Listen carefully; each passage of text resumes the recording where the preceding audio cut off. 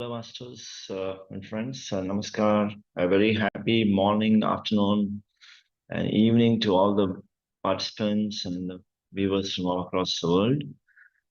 This is yet another a great day of this My Time, and we are at day 17 of this program.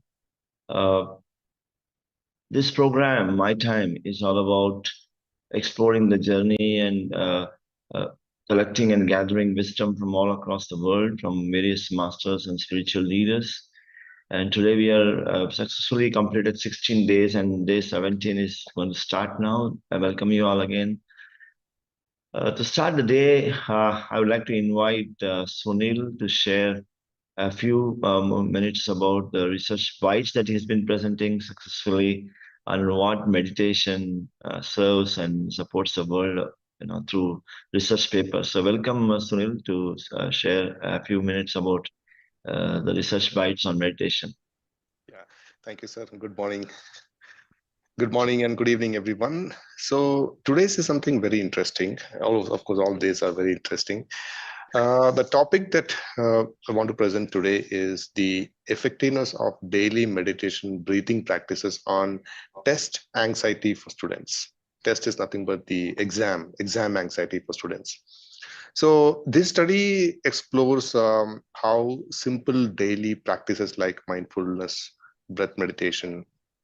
They also included something like cognitive reappraisal that can impact the students' anxiety levels especially during the tests, and for their overall positive thoughts and well-being. So there was this widespread issue of test anxiety and its negative adverse effects on impact on students' academic performance and emotional overall well-being. So this research was initiated due to this very same reason. Now, cognitive reappraisal, which I mentioned, is nothing but a psychological technique which is used to help students to cope with stress and adversity.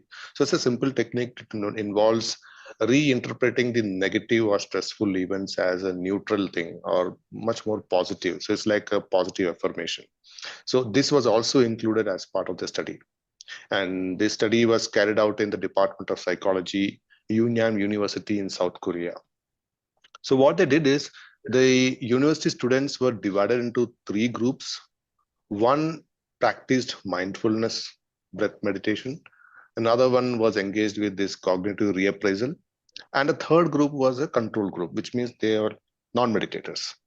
Now, these students participated in training sessions and then continued their practices on their own for a period of time. Now, the researchers used to document their experiences daily. They also sent questionnaires, detailed questionnaires before and after the training to measure the impact.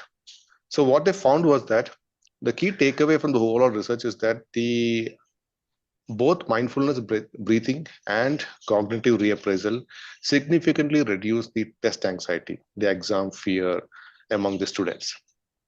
However, those who practice mindfulness breathing experience a noticeable increase in positive thoughts compared to the other groups also. So, in fact, there was no significant difference in overall positive feelings across the groups, but the mindfulness breathing clearly had a stronger effect on developing positive thinking. So, to summarize, this research provides a strong evidence that daily mindfulness breathing practices can not only reduce the test anxiety of the students, but it also boosts positive thinking among these students. This also contributes to make use of these mindfulness practices in the educational psychology and various, this should be part of the curriculum. That's what the research claims. So with this short bite of research, just to give you the insights being carried out from various parts of the globe, that's the research that I want to share today. Thank you so much. Over to you, sir. Thank you, Sunilji, for sharing such wonderful bites every day. You've been doing quite a good work, right? Because just getting to know about what the research says, what the scientific evidence says, makes a lot of difference. And it's quite a good booster or motivator for every master to get more into meditation every day, right? So thank you very much, and have a great day, Sunilji, and joining here. And so, friends, Just to remind you all, this is a wonderful program that's been brought up in joint collaboration with IFSS and PSSM Global. So we have been doing a great job as part of bringing this awareness of meditation, spiritual topics all across the world now. So, friends, I'll be your host for the meditation today. So, let us all get into meditation as usual, and just to make sure that you are sitting in a very comfortable posture and making yourself very, very comfortable. Uh, Wherever it is possible, you can darken the room for the time till you meditate.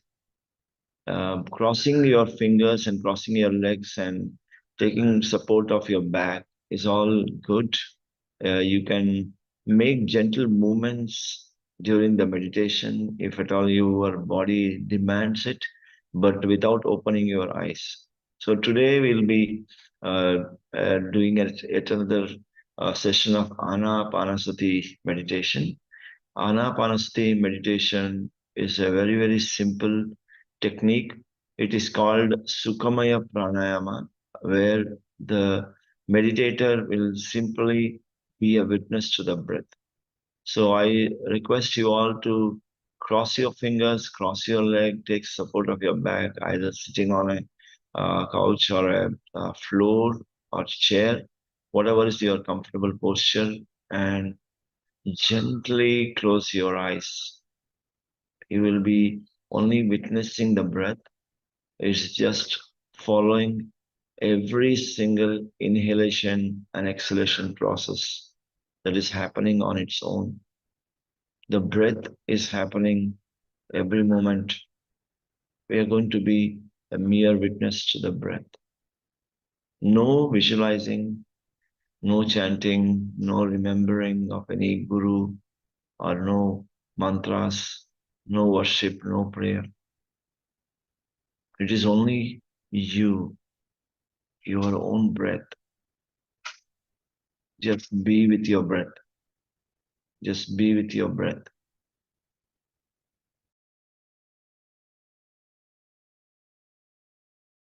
You'll be meditating or melodious music that will be played now, and I'll be your host guiding you through the meditation process. Very simple, smooth, and soothing music.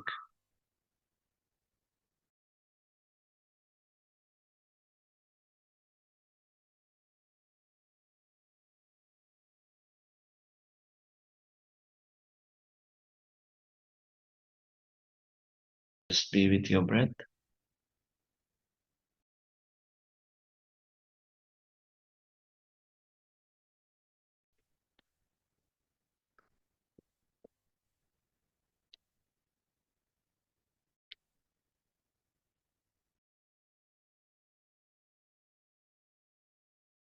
Meditation is all about emptying your mind. Meditation is all about silencing your mind. And the science of meditation says when you are with the breath, the mind becomes empty.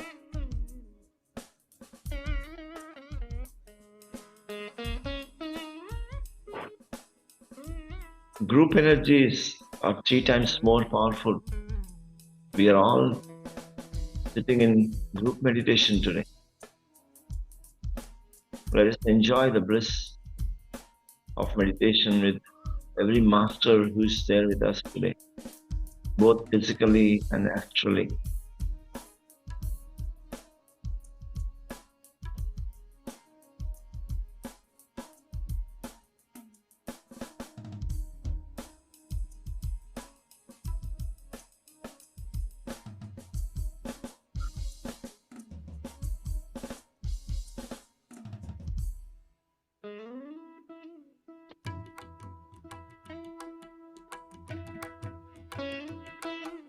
You may get many thoughts in your mind. The thoughts will take you to the past or to the future. Once you notice this moment, realize it and bring your attention back to the present moment, that is your breath. The breath is always happening here and now. That is the present moment. Soothing, relaxing, soft, tender, tranquil breath, my dear friends.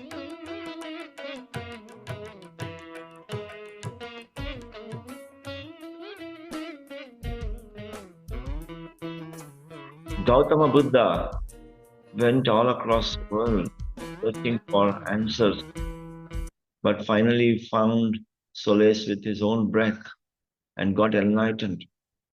Breath is a key. Breath is a guru. Breath is a friend. Breath is a master, guiding us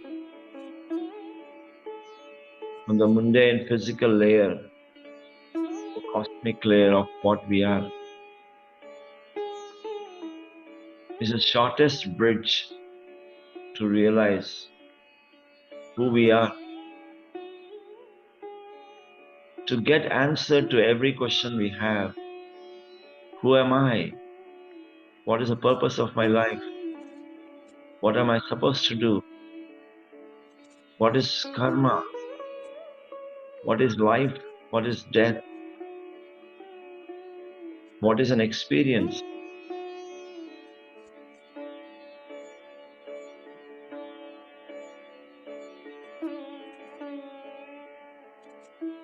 We are our own master to guide ourselves to get the answers to all these questions. And breath is a support stick. Let us all be with our breath, the greatest master, friend, and guru.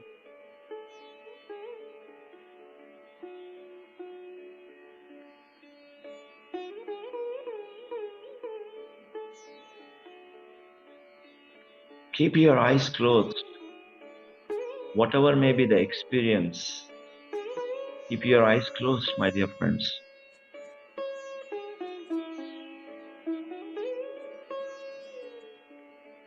Every session of meditation is different.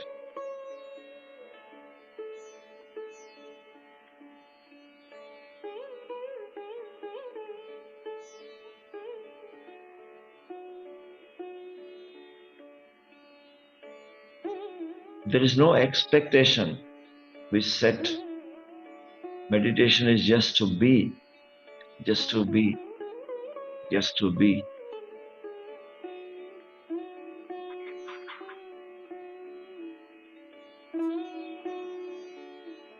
While we are observing the breath, while we are experiencing a meditative state,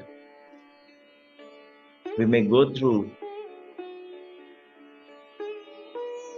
many experiences. Every master might experience many different things. Be it the pain in the physical body, experiencing energy flow through the etheric body, feeling heaviness, feeling lightness, feeling bodilessness,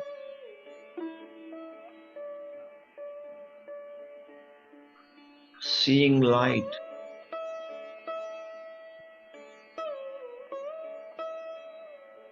experiencing out-of-body movement.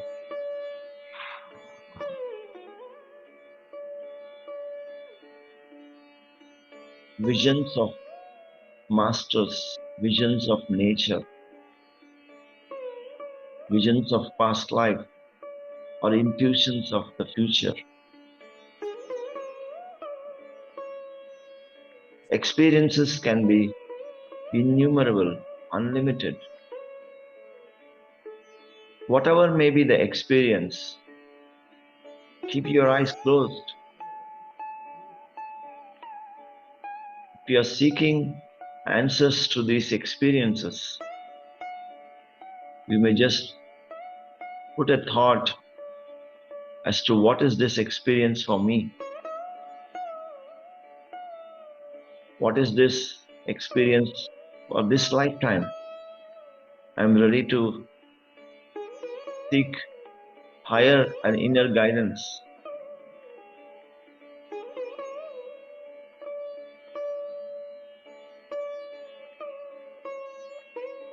You will be guided.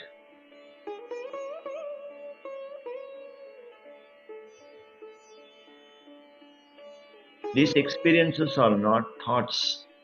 These experiences are not the created ones. These experiences are spontaneous.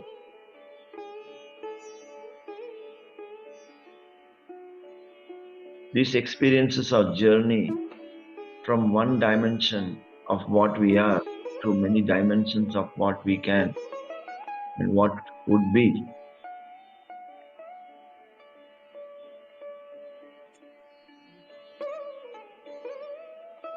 We may get severe headache, neck pain, or body pain during meditation. As you breathe in and breathe out, which happens on its own, keep relaxing your body for any pain that you may experience.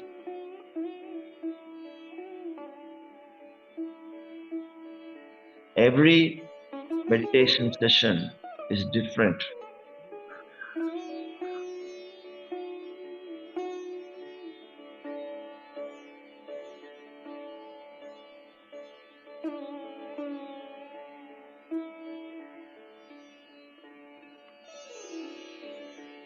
Don't set any expectation.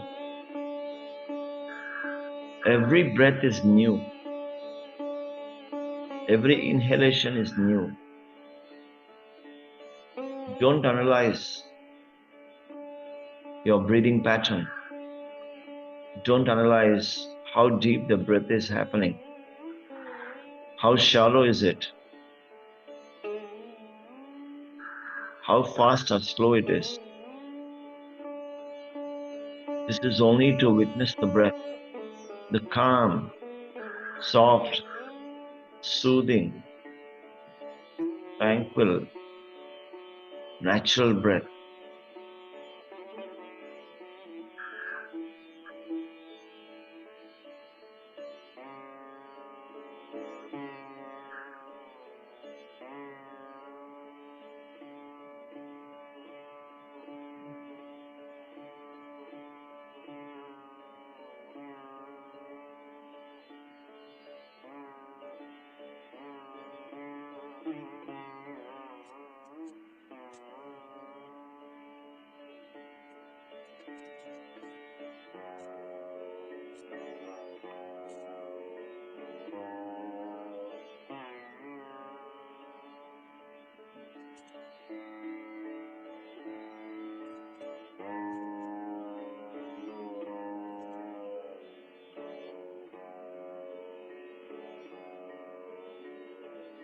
We all have this great lifetime and journey in this physical body on this Mother Earth.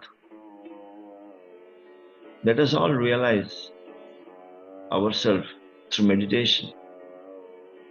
Buddha wandered and sat into meditation with his own breath and realized all his past life and realized his current life. Achieved nirvana, achieved self-realization, enlightenment.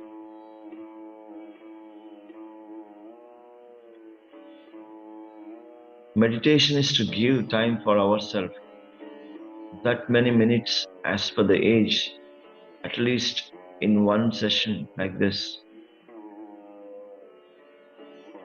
Gifting 1 minute of every birthday we have celebrated in this physical body.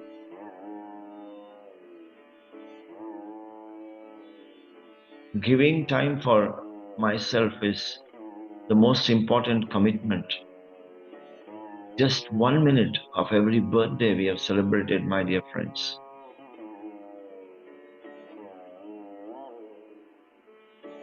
If we have 30 years, 30 minutes, 50 years, 50 minutes. A child of 5 years, just 5 minutes. Children are more godly. When we meditate, we become child again.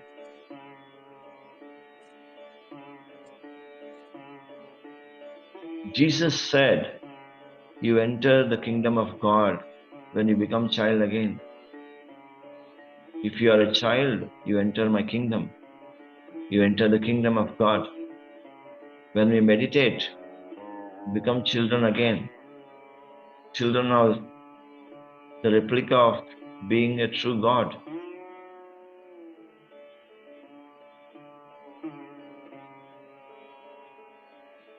Being a child is to be non-judgmental, non-expecting, always in the present moment.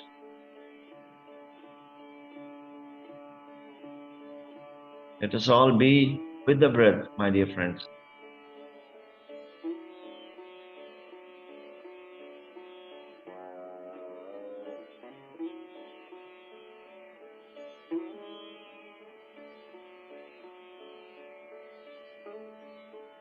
No efforts in breathing.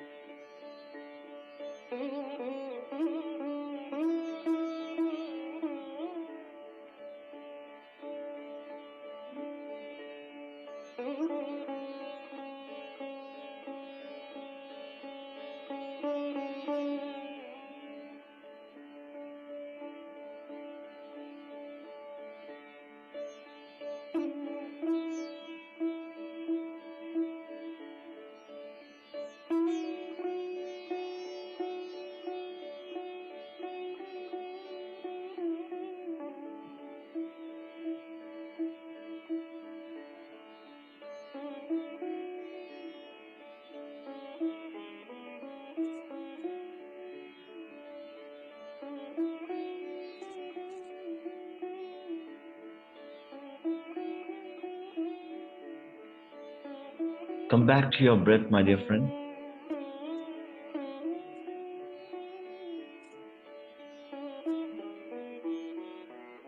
There can be many thoughts in the mind.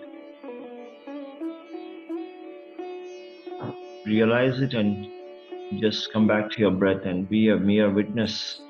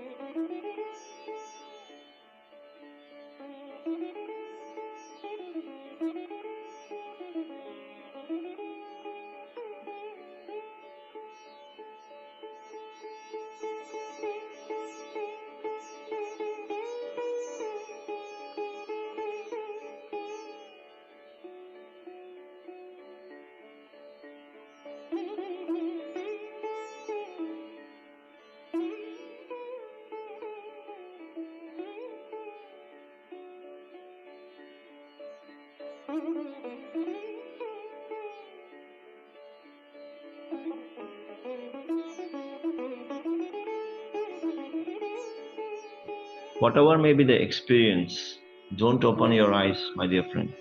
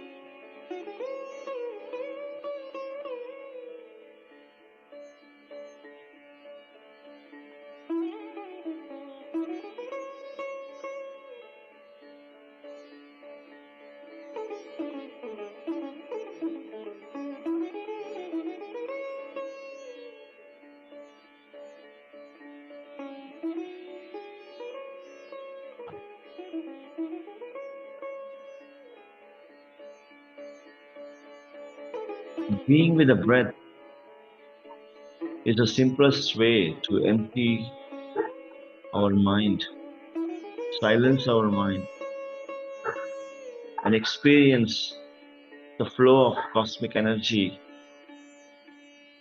experience the flooding of energy to the etheric body.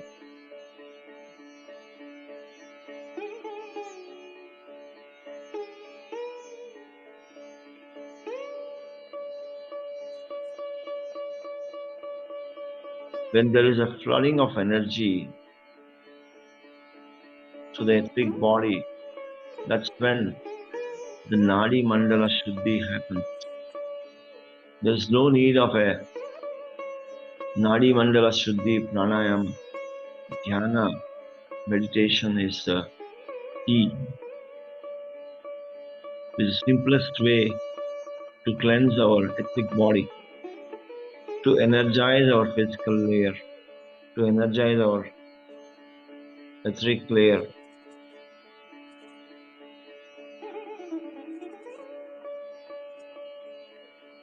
Meditation is the key to realize all our past life and the present life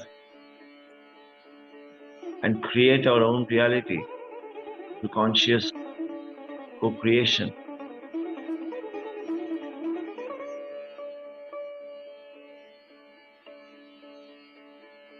Every life form is a God on itself.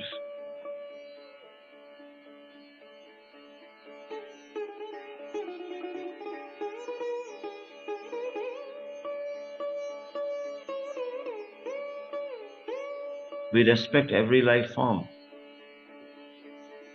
We see every life form as a true God.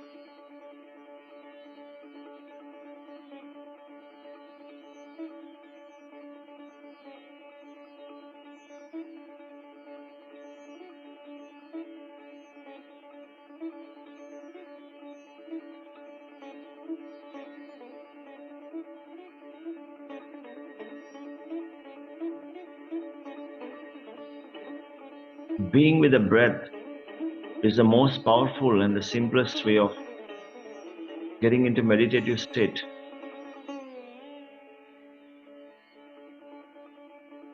Group meditation combined with music is more grander.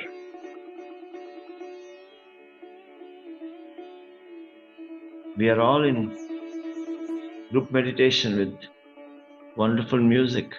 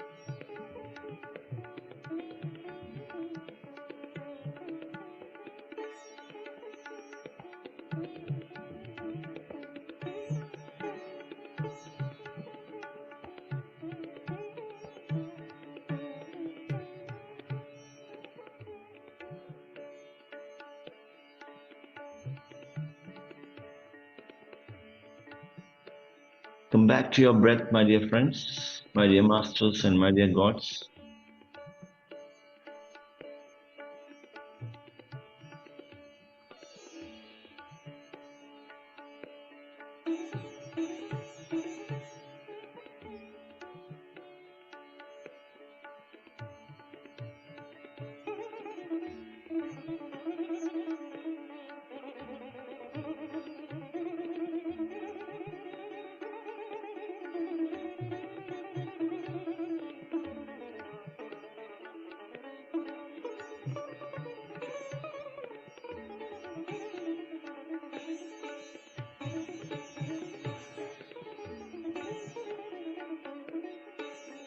Final 5 minutes to go. Let us all be with the breath.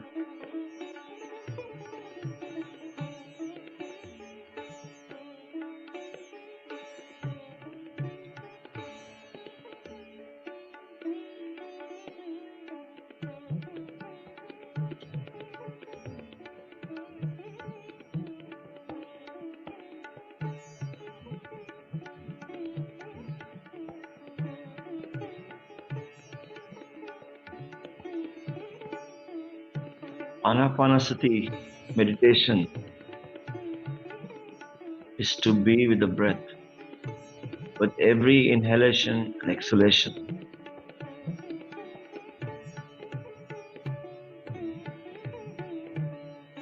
Consistent practice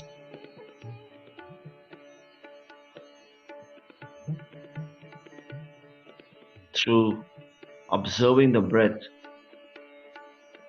makes us all the Vayuputras, Pavanaputras, transitioning ourselves from a monkey mind to be a powerful Vayuputras, Pavanaputras.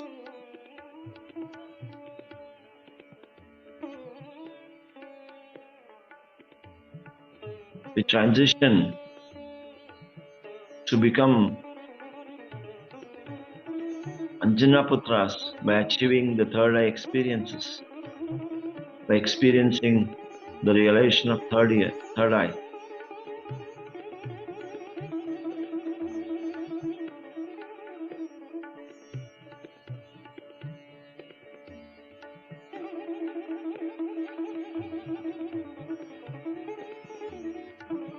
Meditation is to become Vayuputras. Meditation is to become Anjanaputras, to become Anjaneya.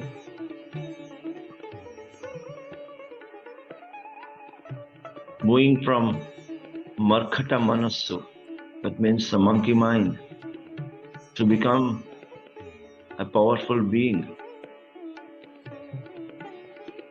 becoming Anjanaputra, becoming Vayuputra again, my dear friends.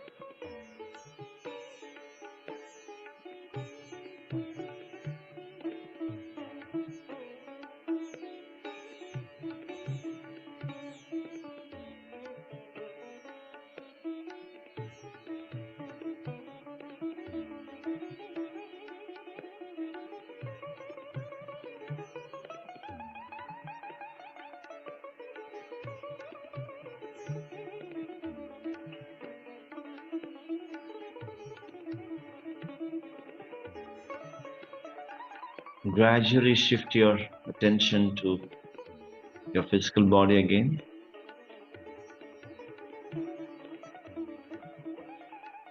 Whenever it is comfortable, at the count of 10 to yourself, you may release your fingers gently.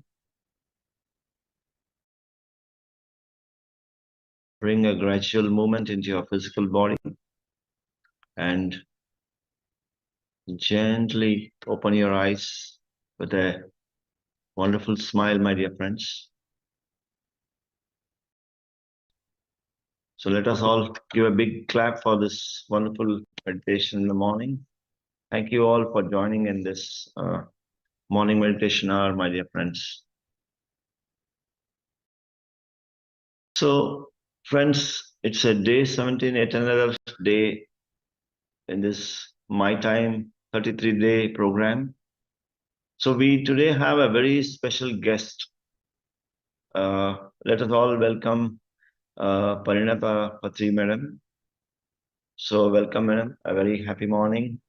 What a wonderful way to start the day with you. And literally, for me, Parinitha ji is very special because we have had regular conversations and interactions, and a lot of seeking guidance from her. So thank you, madam, for joining us for this IFSS program and the My Time in collaboration with PSSM Global. So, friends, it's a privilege for me to introduce Parinitha ji. So, Parinitha ji is a teacher, founder of SWAG, Save Water and Go Green. That's a word or the coining given by our great master Brahmarshi Patriji, and she is like an ambassador. She is the ambassador of the SWAG movement worldwide through the PSSM movement, and she's a co-founder of Swadhyaya Yoga and animal and nature lover, which she truly is, and both in spirit and letter. That much I can tell you. Wonderful master.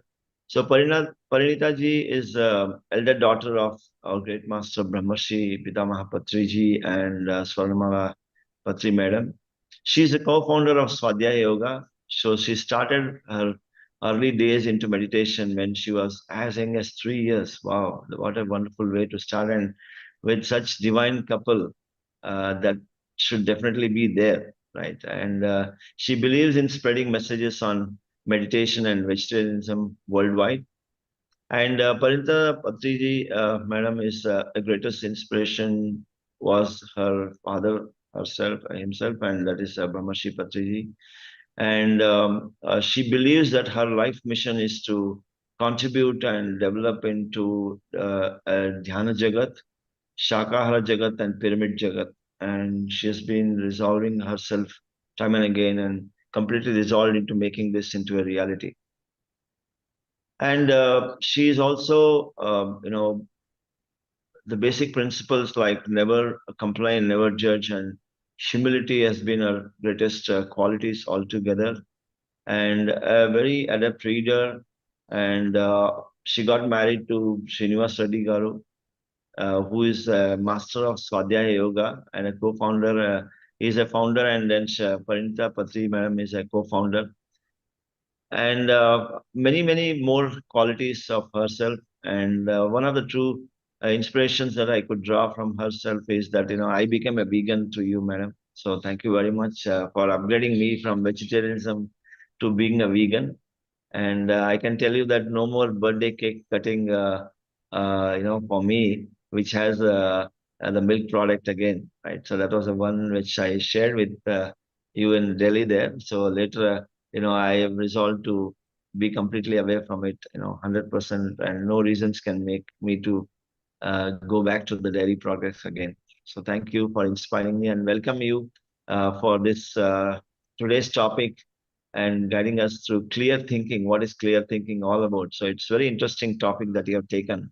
So there have been a couple of sessions, particularly on thought forms, the impact of thoughts, creative way of using the thoughts to manifest and things like that. So, but this is an interesting topic as to what is clear thinking.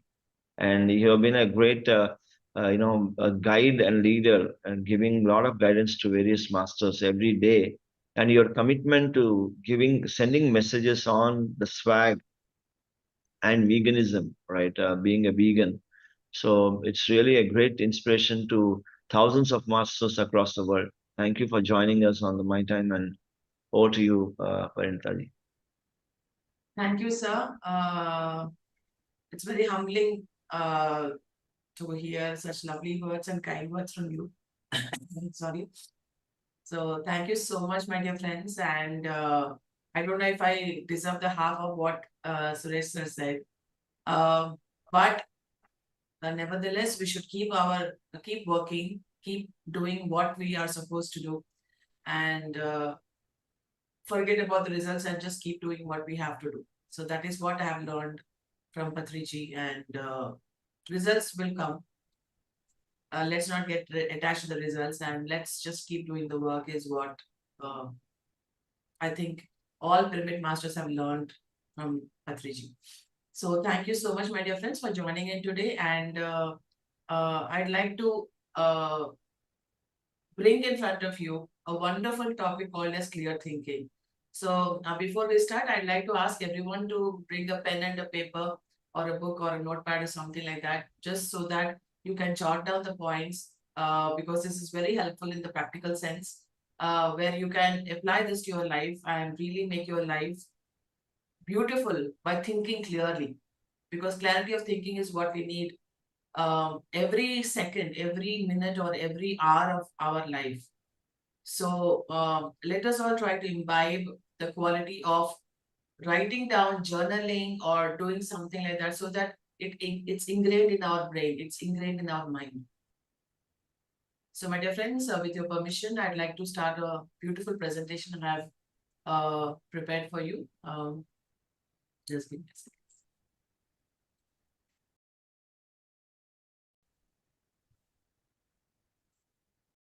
I hope it's visible. If it's Yeah, it's visible, man.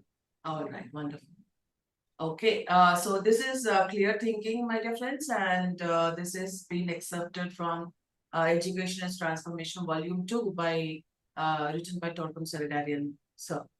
So he's a great author, he's a great master who has given us lots of wisdom, and that's the reason why I wanted to share this with you, because thinking is where we first go. That is our first, what do you say? That's the first place. Mind is the first place that we go to for any solution or anything that we want to do. So if we have a clear mind, we will have clear thinking. So how does clear thinking help us, and how we can achieve clear thinking is the purpose of this session. So I hope everyone will benefit into this session. So without any delay, then let us start. So clear thinking is, what is clear thinking is what is most important, because the success or maybe any kind of achievement is achieved through clear thinking.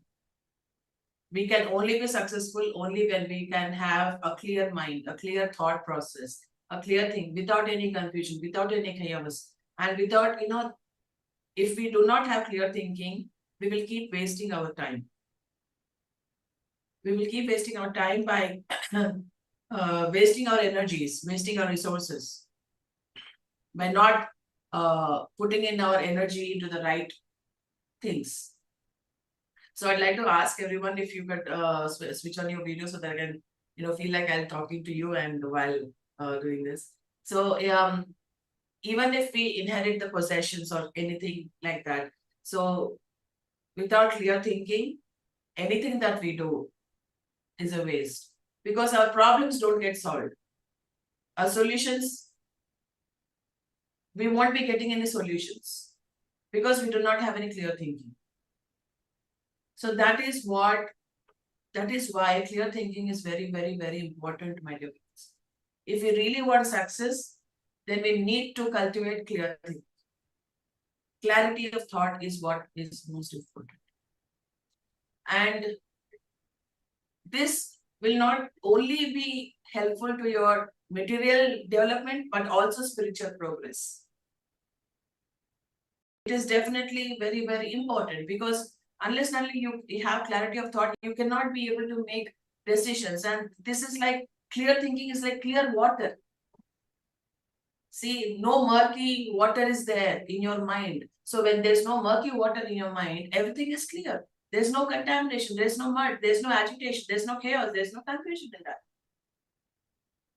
It's like clean air, it's like clean water. So that you can have beautiful vision. See, if you just imagine an ocean or a river, where you could see the bed of the ocean or the bed of the river. It's so beautiful, isn't it? You know where you're going. You know what's underneath you. Only if you have a clear mirror, you will be able to see yourself exactly as you are. That is what is clear thinking. So thinking is an act of using your mind to solve your problems, to find new and better ways to carry out your spiritual perfection, and to make yourself happy, healthy, intelligent, creative, and noble. Thinking basically has two factors: the ability to solve problems and the ability to find new ways for spiritual perfection. Isn't it, my dear friends? So that is the reason why we need clear thinking more and more and more necessary. It has become necessary for us in our current life scenario, because we lose a lot when we don't think clearly, my dear friends. So this is how we keep our mind in balance. And now, thinking passes through many states due to the various states of the mind, my dear friends. We pass through various states. And there are 12 states of mind, my dear friends.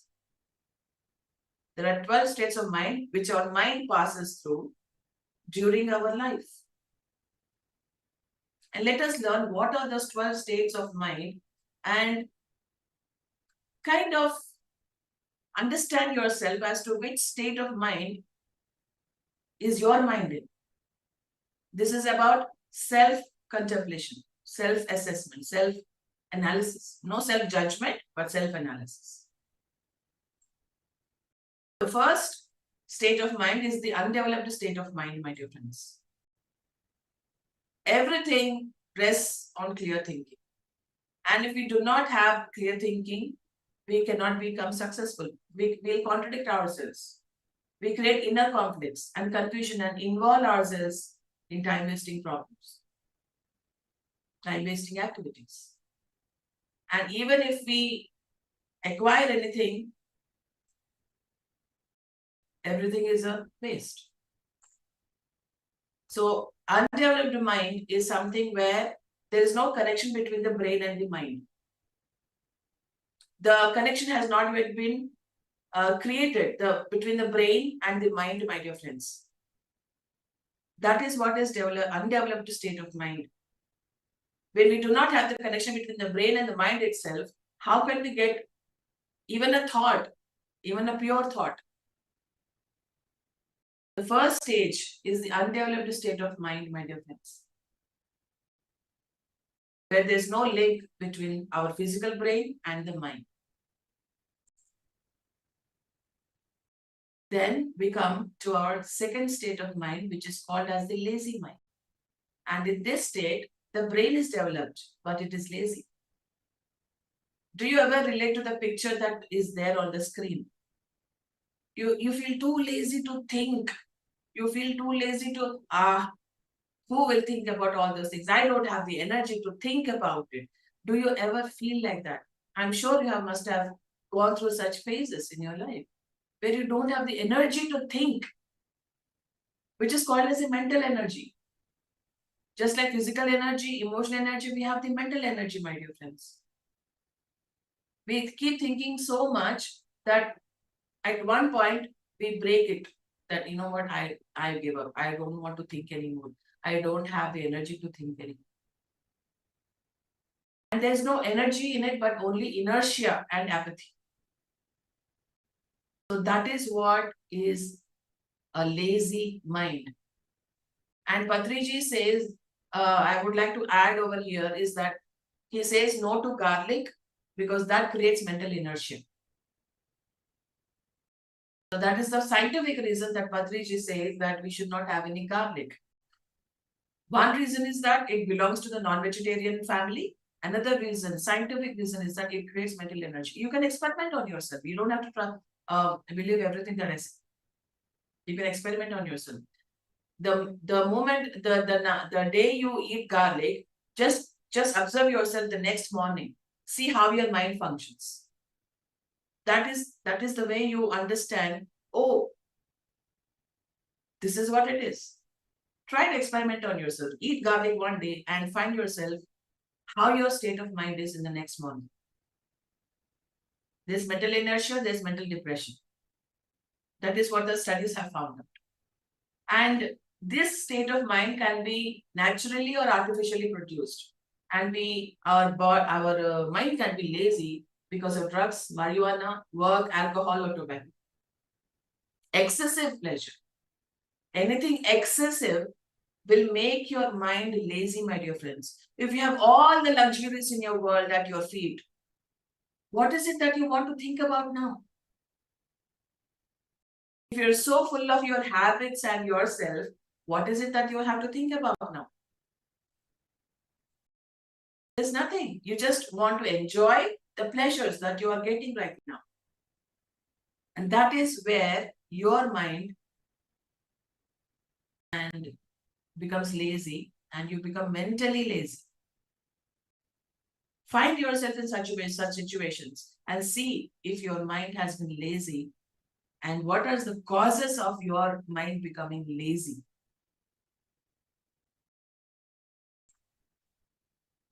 Then we have the third kind, which is damage to brain or damage to mind.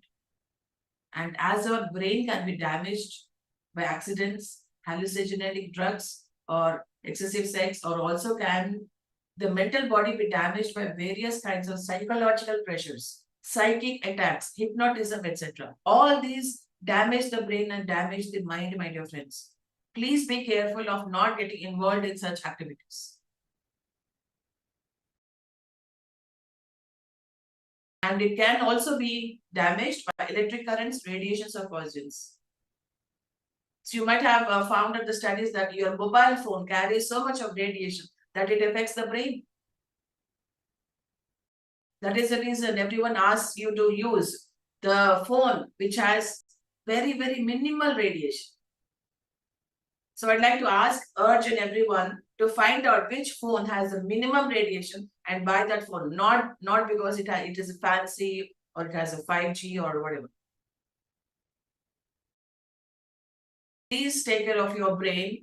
Please take care of your mind, because that is most precious to be able to make decisions, to have clarity in life. Don't take your brain or mind for granted. Take care of yourself.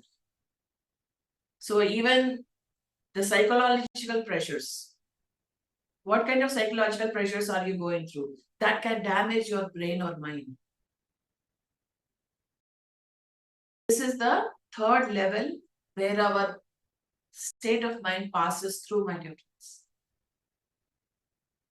Please try to observe yourself.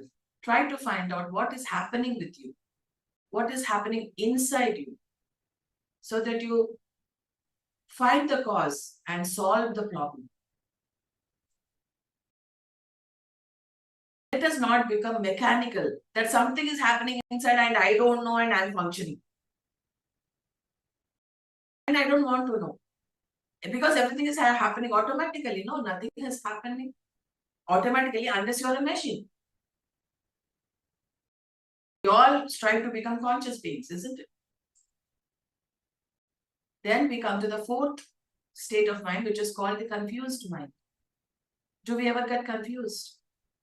Where to go, what to do, whom to meet, how to do, when to do, where to do. So this is confused mind, my dear friends, and this is a state in which your mind has no goal. We might be thinking, but what is the purpose of that thinking? We do not have purpose for that thinking. We just think, that's all. And there's no direction, no goal whatsoever. And when you're confused, my dear friends, nothing appears exactly as it is. It appears exactly as your mind is. Patriji says, Jaisi Drushti Vaisi Srishti. So however your mind is, you will see it in that way. So your slavery, mental slavery is going to project onto your external world. And you will see only what you want to see, not exactly as it is. And our chaotic thought forms obscure our vision. Jaisi Drishti, Vaisi Srishti, my dear friends. As they say, beauty lies in the eyes of the beholder. No matter how beautiful a flower is, if there's ugliness in my mind, if there's confusion in my mind, I won't see that flower is beautiful. And we do not have, when we have confused mind, we do not have certainty. We do not have a center of control. We do not have principles or standards. Everything is obscured. Everything is scattered. Everything is just not there. There's no goal. I would like to ask each and every one of you, find out the purpose of your thinking. Yes, you're thinking, but why are you thinking? What are you thinking for? Everyone has a brain, everyone has a mind, everyone has the capacity to think. But what is the goal of your thinking? Is there a purpose for your thoughts? Or are we just wasting our mental energy on unnecessary aspects? Let us not be confused and let us get clarity thinking, so that we can see everything exactly as it is. So that's the fourth state of mind, my dear friends. And let's come to the fifth state of mind, which is the conflicting mind. Everything is conflicting. There's a war within ourselves, among ourselves, in ourselves. That is when, somebody calls somebody split personality. In us only, everything is split. We are divided in ourselves. And what we see division externally as well. Everything is separatistic. We see everything in a separatistic way because there is separation within ourselves. We fight against ourselves. And a person who has a conflicting mind, one moment he decides something, he does exactly the opposite the other way. I promise something right now and I forget to fulfill my promise. I believe something today and then tomorrow I'll straight away bluntly deny it. There is no stability in thinking. There's no clarity in thinking. Everything is conflicting. Because, we tend to hear so many voices in our mind. One voice says this, one voice says that. Sometimes we hear to this voice, sometimes we listen to that voice. Sometimes we listen to another voice. We don't know how many voices are there in our head. Forget about which voice to listen to. We don't know how many voices are there in our head. How preconditioned, how pre-programmed is our mind with post-hypnotic suggestions, with conditioning, with programming. There's so many factors influencing our thinking, our past, our present, our future, our pain, our happiness, our pleasure. And that is a mind which assembles and immediately disassembles. No, this is not going to work out. Yes, that is going to work. No, I don't think that is also going to work out. So the personality is split, or the personality and soul are fighting against each other. We need to master our personality, my dear friends. When we do meditation, that is when we start mastering our personality. And in this stage, it is being said that the awakening soul is trying to bring the personality in line and is creating conflict on the mental field.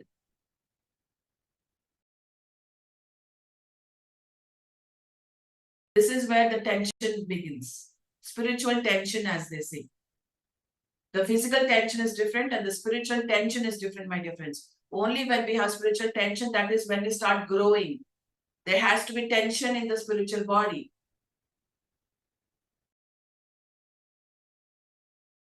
Then we have the sixth state of mind, which is the slave mind. How many of us are in this state of mind? That we are a puppet of our mind. We have not yet mastered our mind. We are a slave to our mind. And when does this happen? When do we enter into the slavery of the mind? When we are controlled with the blind urges and drives of the physical body, by the glamours and desires of the emotional body, and by the illusions, vanity, separatism, and ego of the mental body. This is very, very important to understand, my dear friends. When Patriji says, be a master, what does he mean? He wants us to master ourselves. He wants us to master our three bodies, the physical body, the emotional body, and mental body. Only when we master our three bodies, we will no longer be the slave of these three bodies. And that is when we will truly and rightfully walk the path of the soul.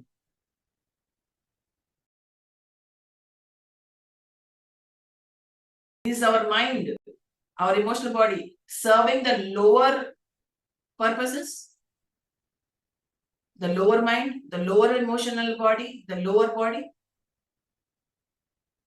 What is the purpose of your three bodies, the physical body, the emotional body, mental body? What is the purpose of your body? What purpose are these bodies serving, my dear friends? This is something for you to think about. What is the purpose of your three bodies? Define your purpose. Yes, there is a purpose of life. To achieve that purpose of life, you need to understand and you need to align the purpose of these three bodies. How are these three bodies going to align so that I can achieve my purpose of life? Let us try to understand that, my dear friends. Align these three bodies so that you can achieve your purpose of life. Don't become the slave. Become the master.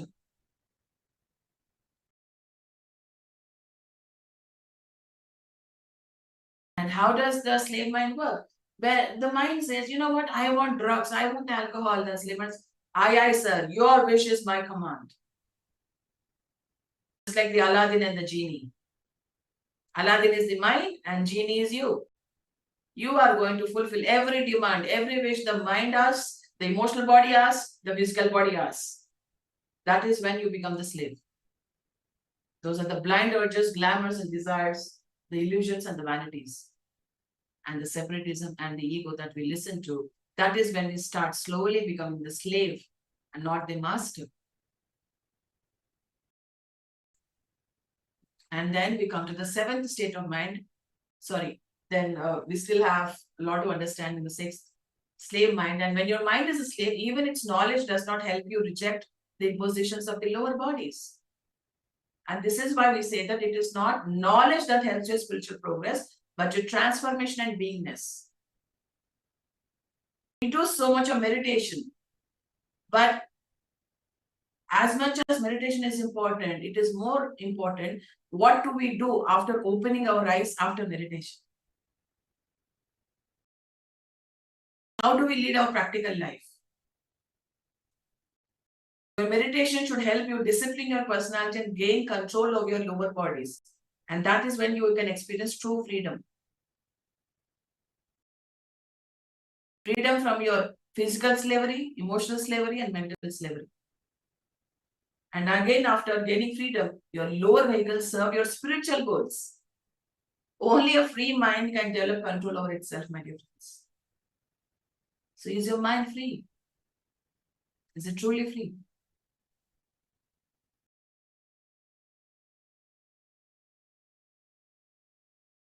Understand yourself, understand your mind, understand your emotional body. Where am I going? What am I doing? And we have the seventh body, which is called the seventh state of mind, which is called as the preconditioned or prejudiced mind. Do we have this body? I'm sure we have. Do we have this mind? Yes, do we? Yes, we do have on occasions. some minds are under the influence of post-hypnotic suggestions. And what are these post-hypnotic suggestions? For example, if in my childhood, my mother says that when it is raining outside, I go and get drenched in the rain. And my mother shouts from there, saying that, Pari, don't get drenched in the rain. You will get cold, you will catch cold, you will catch fever. And I get cold, I catch fever, I catch cold. And then what happens is that it becomes a post-hypnotic suggestion in my mind, saying that whenever I get drenched in the rain, I will catch cold. And what do? I will tell the same thing to my children because it has become a programming in my mind in my childhood. And in such way, there are so many post-hypnotic suggestions, so many pre-programmings, so many preconditioned minds that we go through. Do we have such preconditioned mind, my dear friends? And a prejudiced mind is a mind that cannot open, unfold, and expand.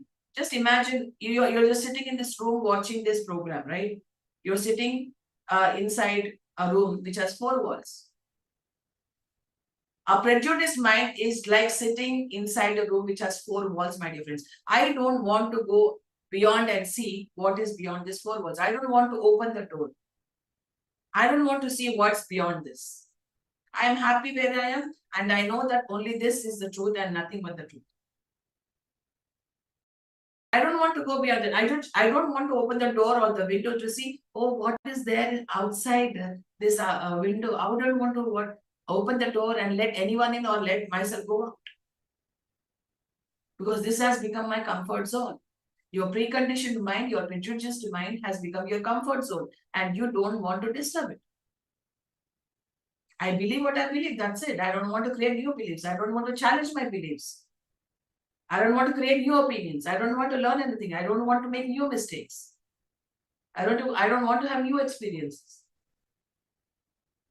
And this causes the mind not to see important and essential facts of life, to lose opportunities for cooperation and expansion, my dear friends. Are we like this?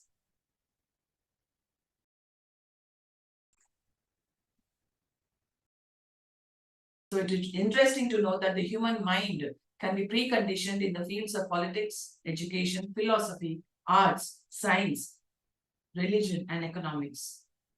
You can become really, really, really rigid in these kind of areas. Very rigid. You're not like water, you're rigid. And preconditioned minds are always hindrances in their own field because they do not let their particular field expand and grow. It can also apply to spirituality, my dear friends. And anytime a mind is prejudiced or preconditioned, it becomes a dangerous mind and stands against human welfare.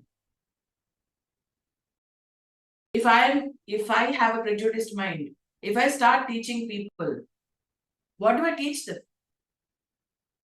I teach them only prejudices. I teach them only about my preconditioned mind. That's it.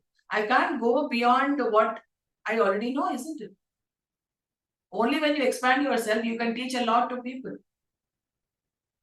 You need to unfold, you need to expand. Then we have the fanatical mind, my dear friends. What are you a fan of? And they humorously say, what are you the fan or the air conditioner of? So this is a state of mind which continues for many years, my dear friends. And this is a very, very difficult stage to get out of. Sometimes it takes years, sometimes it takes lifetimes. And when does this break? Only when you get a shock of disappointment. For example, you believe in something so deeply that you get shaken with some disappointment. You believe in something and that doesn't happen. That will create a disappointment in your life. And that is when your wall starts cracking. And when that wall cracks, that is when the real light comes into your life. And what is a fanatic? Fanatic is a person who says that this is the only way, this is the only path, this is what it is, this is the truth, this is the full stop. There's no more, no less. That's the fanatic. A fanatical mind is a person who doesn't upgrade, who doesn't update, who doesn't go according to the flow.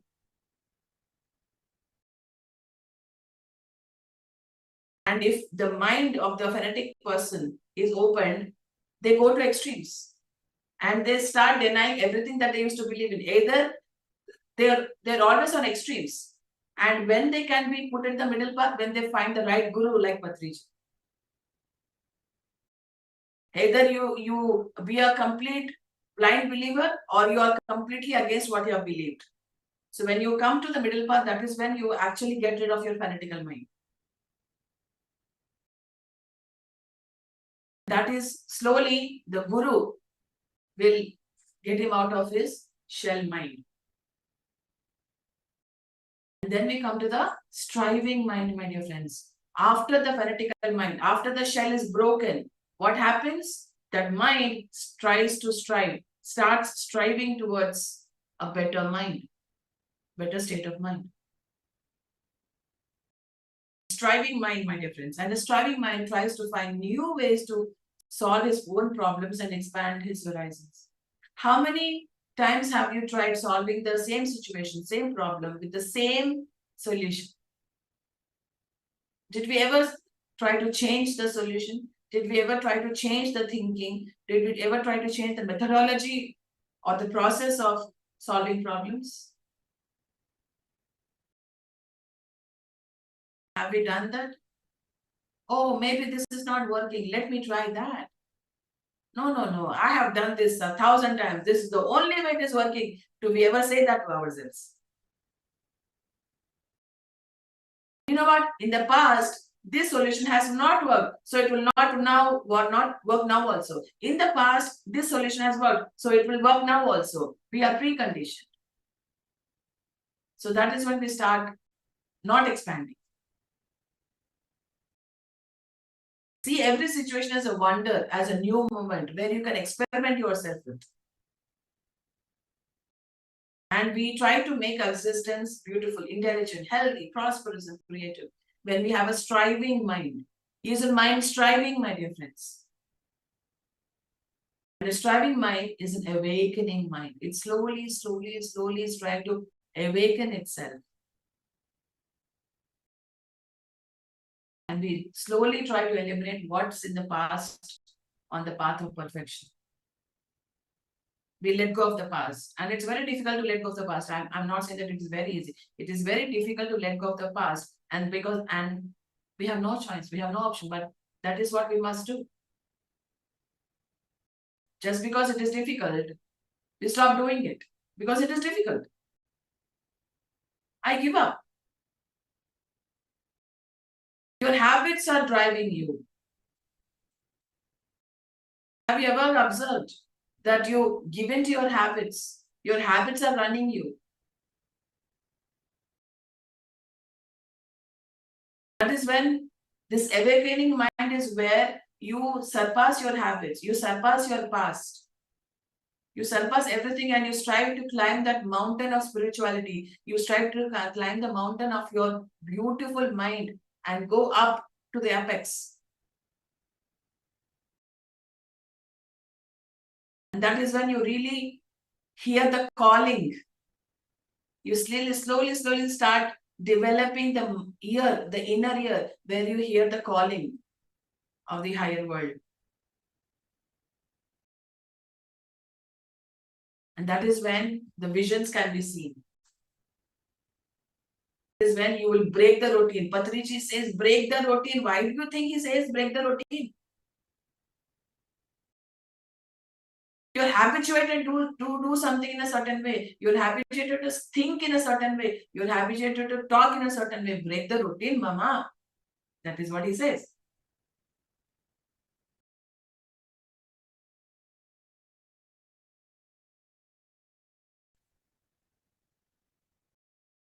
And what are the signs of striving?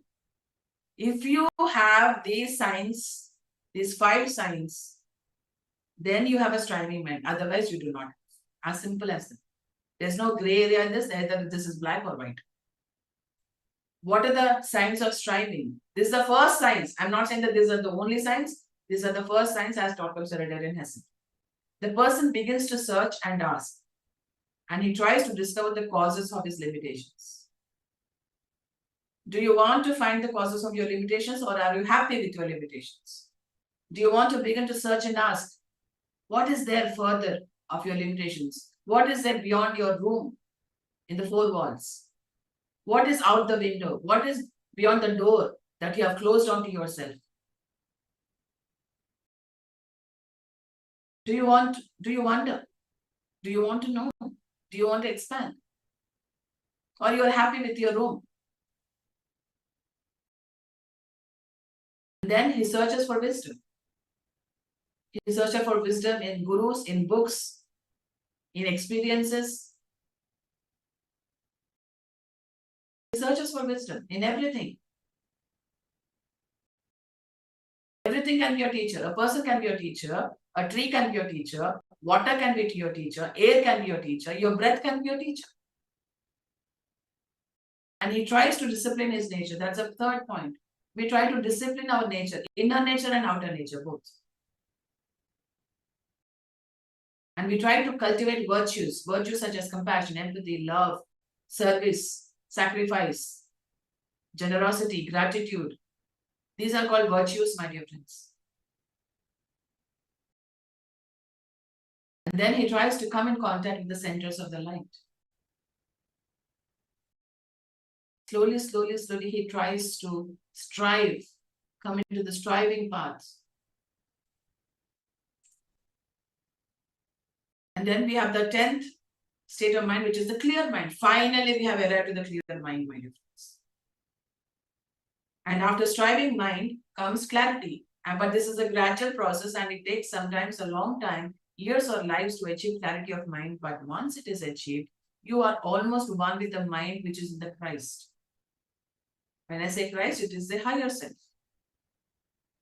And the clear mind sees things exactly as they are. Now we have clarity to see what things are as they appear to be. We don't see things as they appear to be. We see things exactly as they are. And do you want to see things exactly as they are? That's the question. And a clear mind has direction, a clear goal, and a clear plan to reach that goal. That is a clear mind, my dear friends. Then we have the 11th one, the creative mind. After our mind achieves a state of clarity, it becomes a creative force in the universe. We create so many things. We create books, we create pyramids, we create wonderful things that we can create, because now we have clarity, now we have a purpose, now we have a goal, and we can channel our energies into the right direction. And we create all the forms that make people healthier, more beautiful, more successful, more righteous, and freer than before. Are we doing this, my dear friends? Are we doing this?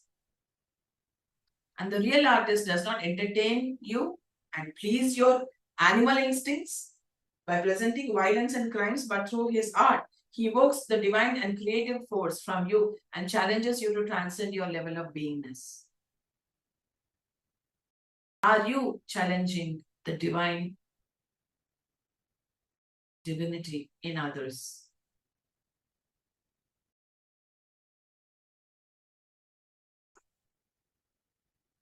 That's the question. And the final state of mind is the enlightened mind, the Buddha. And the enlightened mind is a mind that cooperates with the creative forces in nature. For example, we have all the creative minds there. And what does the enlightened mind do? He joins all the creative minds together and makes them uplift to become the enlightened mind. He joins with all the creative forces. The enlightened mind has a deep purpose and a deep sense of plan of the one who created all that exists. Just like we have our own personal will, there is a divine will, and we will all work according to the divine will. There is only one purpose when we come to the enlightened mind. Till then, we have separate purposes, separate agendas.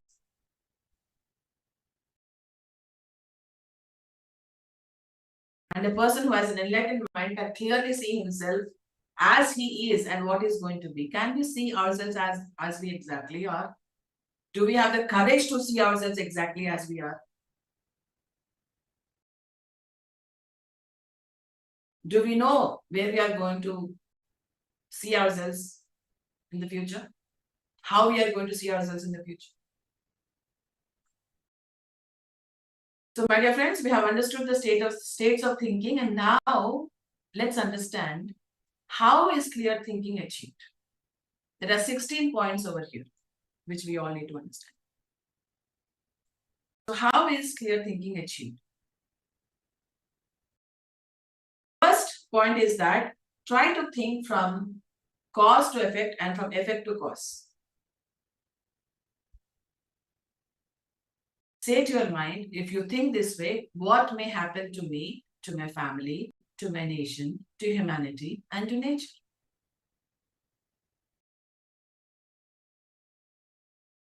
Try to become cause-oriented, my dear friends, rather than result-oriented. Understand and learn from your causes, understand and learn from your effects. Because if we do not correlate the cause and effect in our life, we cannot make clear decisions. What kind of an impact do you want to make with your thinking, with your purpose, with your plan? What kind of impact do you want to make in your life, in your family, to yourself, to humanity? Everyone wants to do Loka Kalyan, but what is the cause that can bring Loka Kalyan to everyone? Become the cause, my dear friends. Don't become the result. Become the cause. And if the effect is not constructive or beneficial, think how you can eliminate to stop the cause. Isn't it that simple? You think it is difficult? It is not at all difficult. You just have to work on yourself. Cause and effect are very, very important things to take in consideration, my dear friends. Very, very important. If you want to have a beautiful future, you need to understand the cause and effect process, at least from now on. Then we have the second thing is that try to think in the interest of the greater whole, your family, nation, humanity, nature, and use your thinking power to bring good changes and new visions for these units. What is the purpose of your thinking? The same question arises. What are you thinking for? What are you thinking of? What are the parameters of your thinking? We may have this, egoistic feeling that, I am right. But are we right? We check from the viewpoint of the family, the group, the nation, and the nature. Are you right still? And if you have been proved wrong, are you willing to change your mind, change your thoughts, change your perspectives? Are you flexible? And in relating to your thinking to these greater wholes, you see the exact value of your thoughts. A great master said, my dear friends, energy follows thought. So where is your energy following? Wherever your thought is going, the energy is following, my dear friends. So the meditation that you're doing, the cosmic energy that you're getting, your thought is being followed by your energy.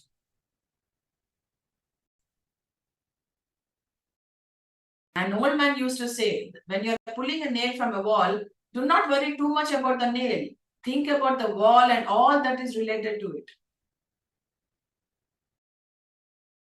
And without clear thinking, you can say a few words or do something, but the consequences become so big that you can no longer handle them. This is worth giving some consideration, my dear friends.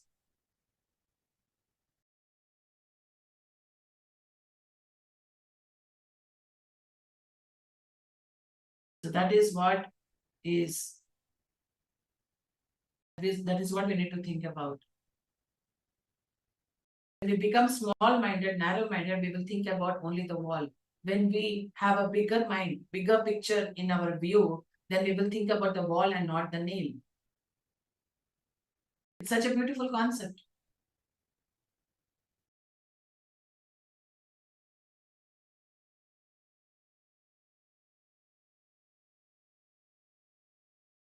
Then try to think not only for your physical body, but also for your emotions, mind, and soul. Whatever you do, whatever think from all these three aspects. Everything.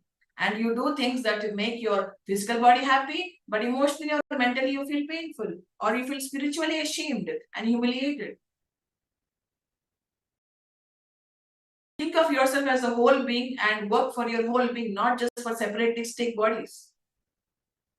Oh, I want to become a slave of mind, which damages the emotional and mental body. Don't do that.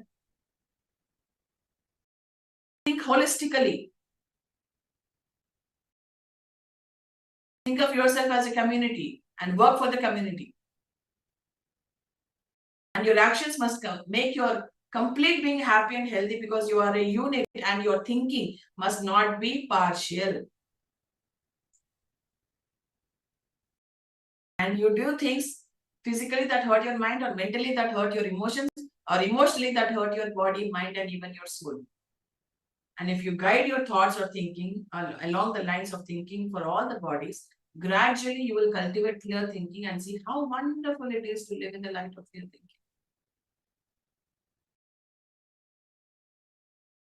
Are you damaging yourself in order to cultivate another part of yourself?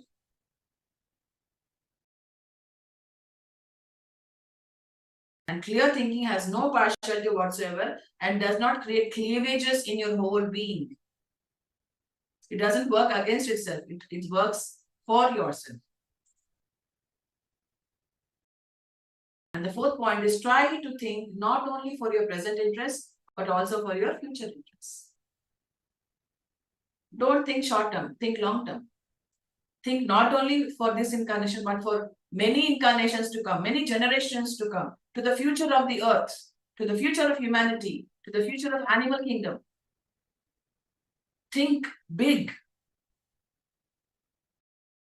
For your future lives also, my dear friends. How do you want this earth to be when you are born again in the next incarnation? Why can't we get that thought, let that thought in your mind? Is it only in this incarnation that you're interested in, not in your future lives? And for a few days, you enjoy the things you do, but what about the coming years? How will your actions affect your whole life or even your future lives? And future lives are as real as your future weeks, future months, or future years. Be considerate, my dear friends. Consideration is a very, very, very, very important factor. You must consider how to be healthy, happy, and creative in future years and lives, isn't it? Plan accordingly, think accordingly. Have a big picture in your mind, big purpose, big goal, big direction, clear direction, a striving mind. Then never think within the boundaries of your habits, prejudices, superstitions, vanity, and ego. And if you are controlled by all these things, how can we think clearly? If we are run by our ego, we can never achieve clear thinking, because our mind is foggy. Our mind is full of ego and we cannot think from the veil of our ego, isn't it? When we think on the veil of our ego, we want everyone to serve our purpose. We want everyone to serve what I want. You want to see everyone working for you instead of working for themselves, working for the humanity. We try to make ourselves so important for others that everyone has to see the importance of you. That is ego. And if your thinking is run by prejudices, superstitions, and vanity, clear thinking will be an unachievable dream for you, and you will always be a slave to your habits, prejudices, superstitions, vanity, and ego. And this is how we lose ourselves. We lose our soul, my dear friends.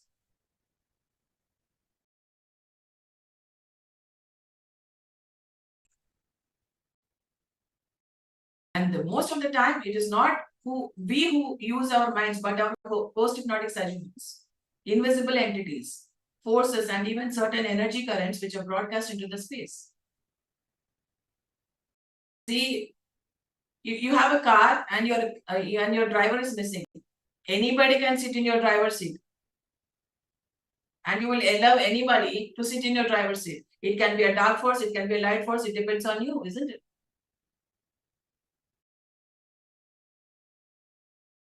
So what kind of a thing is driving you? And our minds can be controlled by the thoughts of others and by the thoughts of various entities.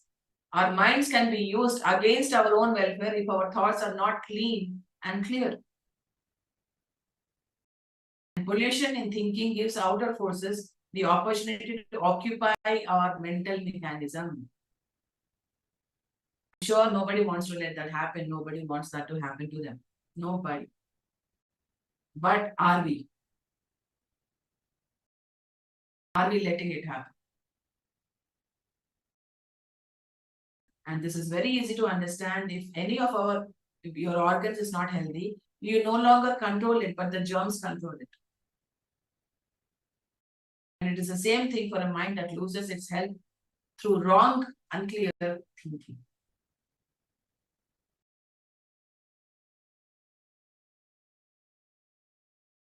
So it's all in your hands. It's all in your hands, my dear. Do you want entities to run you, or do you want to have the light forces run you?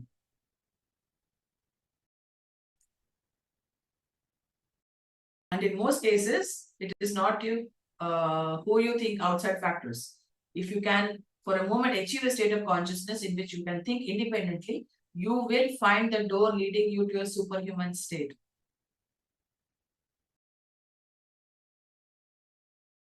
And he has given an example.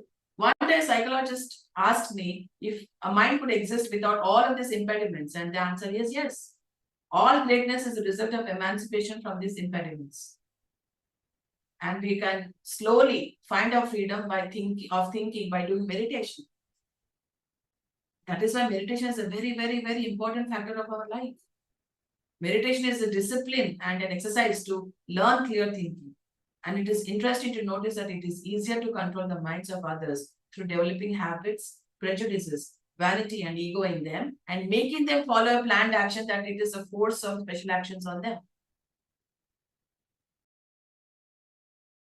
And finally, meditation will not only free you from the thieves living with your own nature, but also from those who are trying to enslave you.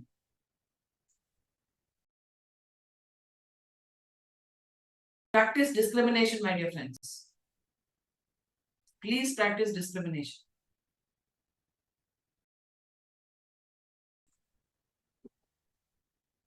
And then we have the sixth one, which says, do not let your thinking be controlled by fear, hatred, jealousy, anger, revenge, greed, and hurt feelings. This is the emotional body. Don't let your thinking be controlled with your unnecessary emotions. And if you cannot think free of these factors, your thinking will be controlled by them and will involve yourself with more and more problems and waste your time, money, and energy and health. Don't let your thinking be controlled by unnecessary emotions of the emotional body. If you think you have all these things, please work on yourself so that your mind is not controlled by them.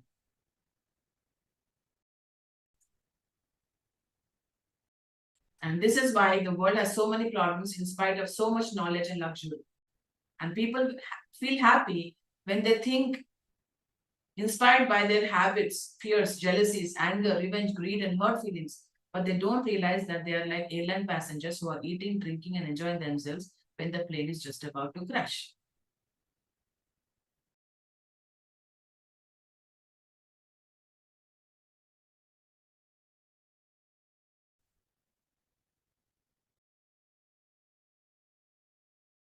And some people think that hatred, fear, jealousy, anger, revenge, and greed, and hurt feelings are stimulants to our thinking. It is true, they stimulate our thinking, but they lead us to the wrong direction. And what can a mind do if they are being led to the wrong direction?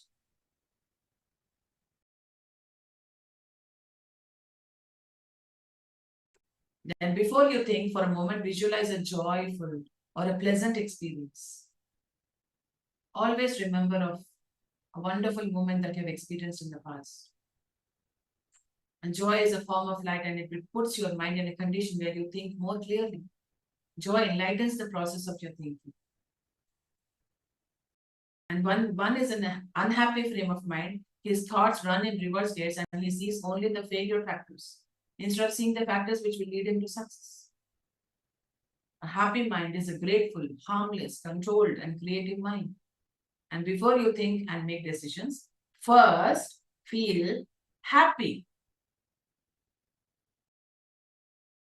Is it so difficult to feel happy? I'm sure it's not. Then do not let your racial, national, traditional, religious background interfere with your clear and righteous thinking. Don't be rigid in your thinking, and clear thinking can be carried on only at a certain psychologically high altitude, and you must free and raise your consciousness above many limitations if you want to think clearly. And what is that way? Meditation. Only when you are in meditation, you will feel that oneness of everything that you are exists. You're existing with oneness with your universe. Only when you feel that oneness in meditation, can you be able to really experience that oneness when you come outside of the meditation. Then you know what kind of walls you have built around yourself. And now you know that you have to break those limitations. And that is when your clear thinking is achieved. And then never try to deceive yourself or others with your thoughts. If your mind runs in the gears of self-deception, you will never be able to think clearly. Do you think you manipulate others? Do you think you cheat others? Do you think you lie to others? Do you think you deceive yourself and others? Self-deception creates those hindrances which makes your thinking contradictory to your own highest good. Self-deception is like covering your inner light with layers and layers of blankets and leading yourself into darkness. And one day, my dear friends, you have to take off all these blankets and come from darkness to light. So why put on the blankets in the first case and then strive to remove those blankets? Let us not keep any blankets on ourselves, isn't it? Let us come out of our self-deception. Where are we going when we deceive ourselves? We are not going anywhere. We think we are achieving greatness. We think we are very smart by deceiving myself and others. Do we really think it's a smart decision to deceive yourself and others? Temporarily, maybe it is.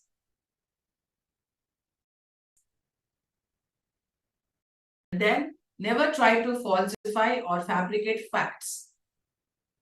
Facts are facts. No matter what you are, you cannot change the facts. But people ask, how can you succeed without falsifying and fabricating? That is not how it works in the real world, isn't it?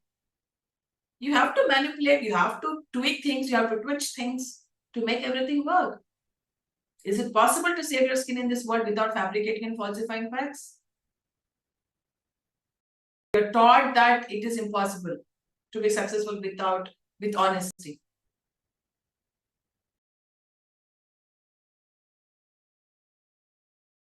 Can we bring success by all these things? Yes, we can bring success by doing all these things, but not future success. We cannot guarantee future success. Can you catch yourself in a moment in which you are just beginning to falsify and fabricate things? Can you do that? Whenever you find yourself fabricating or falsifying facts, catch yourself. If you can find such a moment in your life, you have already initiated yourself into the path of health, happiness, and success. And if you continue to increase such moments in your life, you will soon enter into the superhuman path. Do you want to make the journey from human to superhuman? This is the way we do it.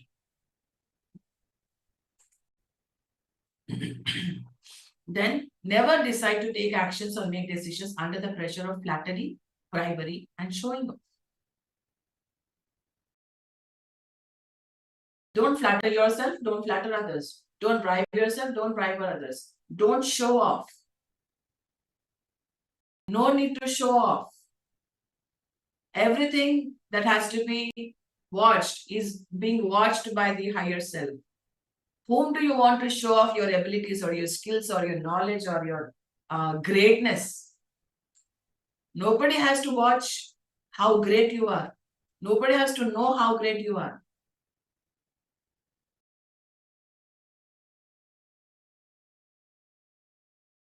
The higher masters, the enlightened masters don't do show off. Never do show off. Then why are we showing off? Who are we showing off to? And what are we showing off?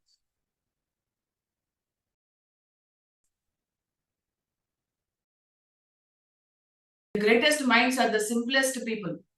They don't show off. And disobedience of such a rule can be disastrous, and people try to bribe you with money, positions, and many other means. If you have a weakness, my dear friends, people will tend to use you. If you have a weakness, and if I know about the weakness, I can use you. If I have a weakness, you can use me. If I'm a corrupt person, then you know how to manipulate me, how to get things done through me. And actually, those who flatter or bribe are those who are using your brain to think through. And when you show off, the controlling powers in your mind are those for whom you are showing off. For example, I show off in front of you, and what do I get? I get praise, I get appreciation. So you are actually controlling me. Your praise and your appreciation and your flattery is controlling me. So I yearn for that. You are my controller now. I have my remote control given to you.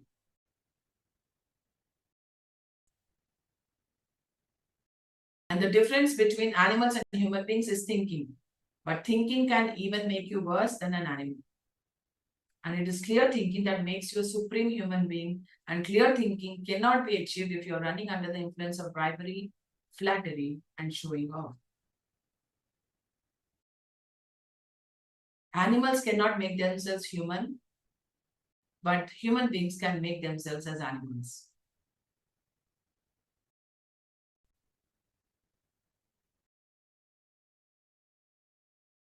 So where are we headed to?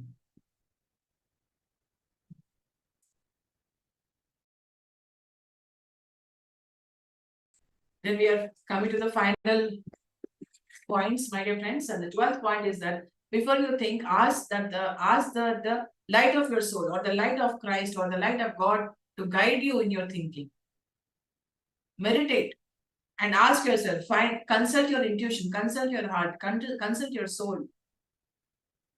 You will see that when you cultivate your clear thinking, you will be exact, true, and factual in your conversations, and you will clearly see how people voluntarily mislead themselves through unclear thinking.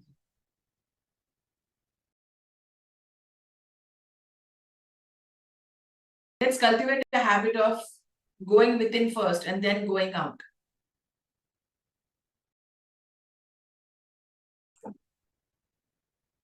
Then check your thoughts by the light of your heart. The heart is not a center of pity, but a center which is in harmony with the cosmic heart. And if your heart says no, obey it. Do not confuse your heart with your desires, glamours, and wishes.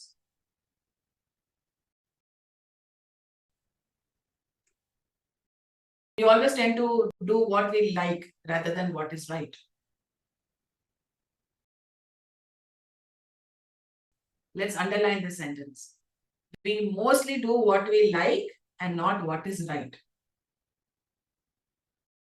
We mostly do what is easy rather than what is being difficult, which is also right. Sometimes what the heart says is easy. Sometimes what the heart says is difficult. Sometimes what the heart says is what you like, or maybe you dislike. Irrelevant of that, we need to follow our hearts. The what will be answered by your heart, and the how will be answered by your mind, not the other way around, my dear friends. The what will be answered by your heart, and the how will be answered by your mind. Your heart will tell you, Pari, you have to go to Bangalore. And my mind will have to clear the blueprint. How do I go now? My heart told me to go to Bangalore. Now I have to figure out, should I go by walk? Should I go by flight? Should I go by train? Should I go by bus? Which is the best way to go? That is the job of the mind, to think. And the heart will tell you what to do. The mind will tell you how to do. Then let your thoughts be in harmony with the principles of beauty, goodness, righteousness, joy, and freedom. These are very important factors, my dear friends. Talk comes and says that this is the 5-point star, wherein everything that we do should be based on these 5-point stars. Beauty, goodness, righteousness, joy, and freedom. Your emotions, your thoughts, your being, your everything should be based on these 5 factors. Only then can you become a superhuman being. And if your thoughts do not agree with these 5 principles, your thoughts are out of order and you are in danger of losing your path.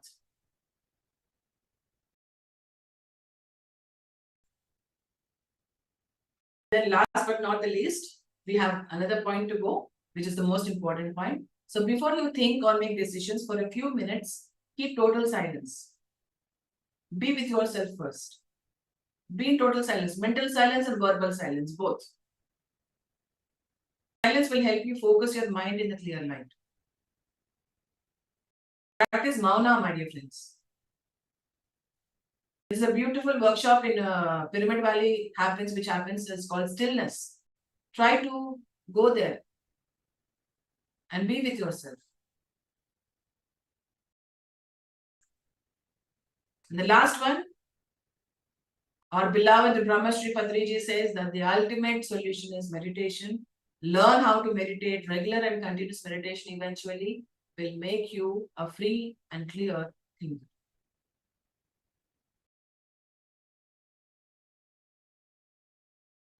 So that is today's subject of clear thinking, my dear friends. We understand now the levels or stages of mind and how we can achieve clear thinking.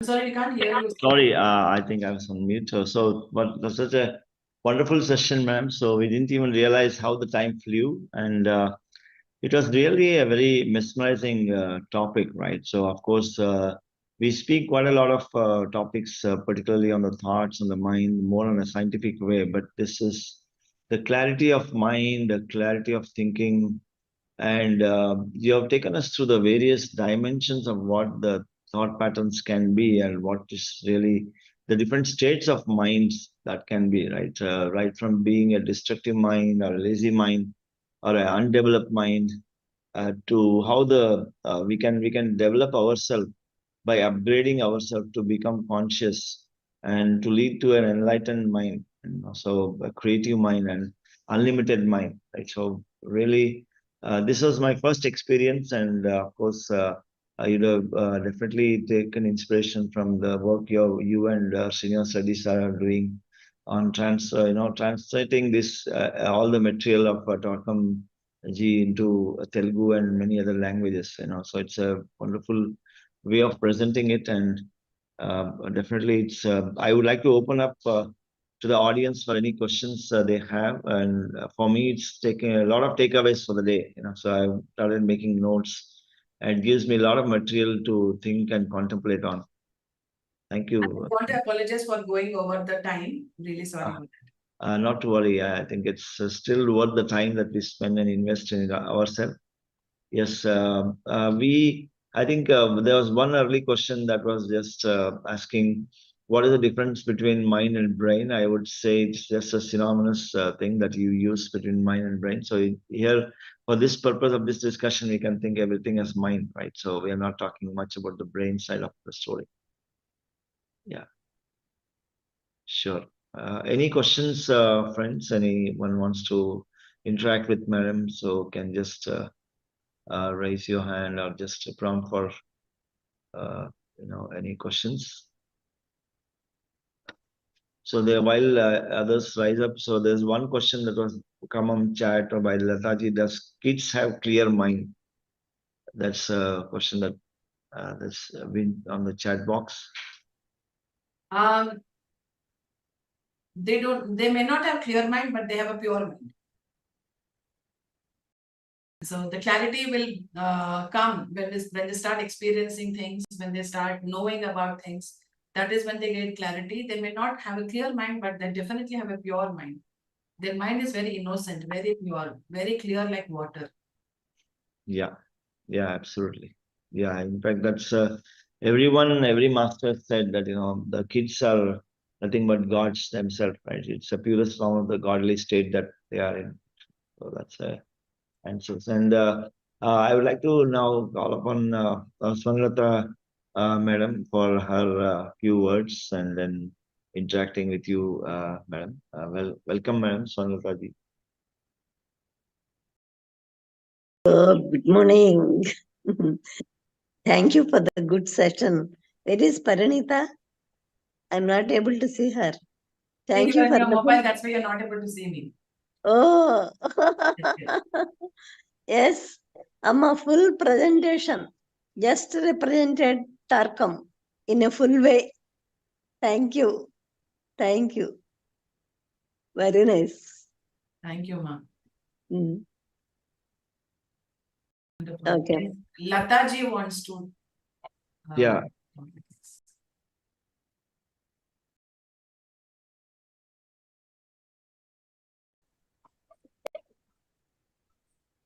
Good morning, madam. It's a wonderful session to me. Lot of gratitude to you.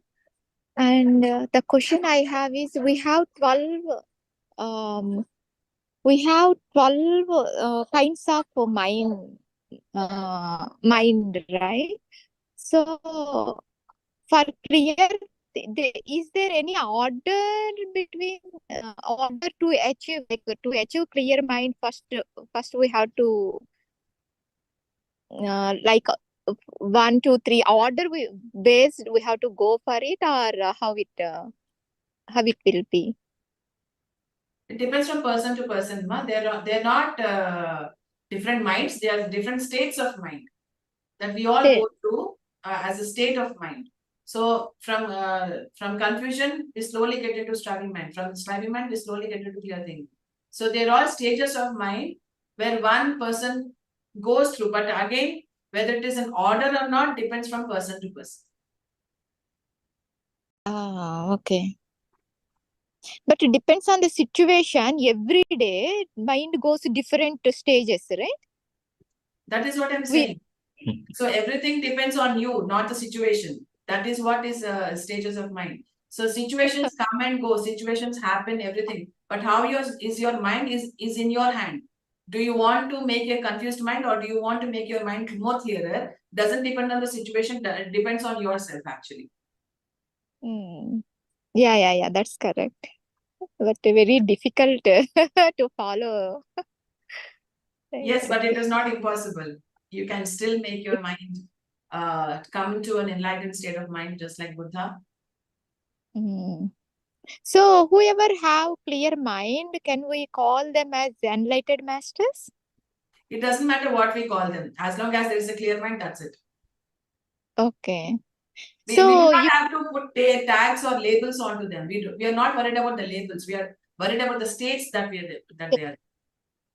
So once we achieve clear mind, so how the life will be after that? You have to experience it to know it. Okay. Thank you. Thank you. Thank you, Thank you, Lataji. Thank you. Few takeaways from myself, Parinitha ji. So definitely it was just a feast and the journey of naming and understanding the various state of minds which we journey through every day or every moment, right? So, and then you added a lot of flavors in thinking itself, right? And getting, because every step and everything that we do or act in our life, right? It's all about clarity and also the thought process and the decision making, right? So, there can be various challenges that we all go through, right? So at every walk or every step of our life. And then being aware of these sort of, I would say, the prejudices or the hatred or the where are we coming from? Where is our decision making coming from? What is our next step forward? So it all depending on what state of mind we are in, and then as we meditate, we get better, more clarified mind and enlightened mind, which leads us to more holistic thinking and more, accommodative and more earth-friendly, human-friendly, higher self-friendly, soul-friendly. So that's where I see as a net summary, and that's really a wonderful session today, madam. So thank you very much, and we'd like to give more time for you and more topics and coming and adding value to this IFSS and the My Time platform here. Thank you very much. So on behalf of all the participants and IFS and My Time and the PSSM Global, I really thank you for your time and appreciate your presentation. Thank you very much, man. Thank you, sir. Thank you very much. Yeah, so dear participants, thank you all for joining in here today and all the masters. So this coming to an end of the this another day of this wonderful journey of 33 days. And we look forward to seeing you all again tomorrow, same time with yet another wonderful topic and master. Thank you very much. Have a wonderful day or a afternoon or evening, wherever you are. Thank you very much. Namaskar.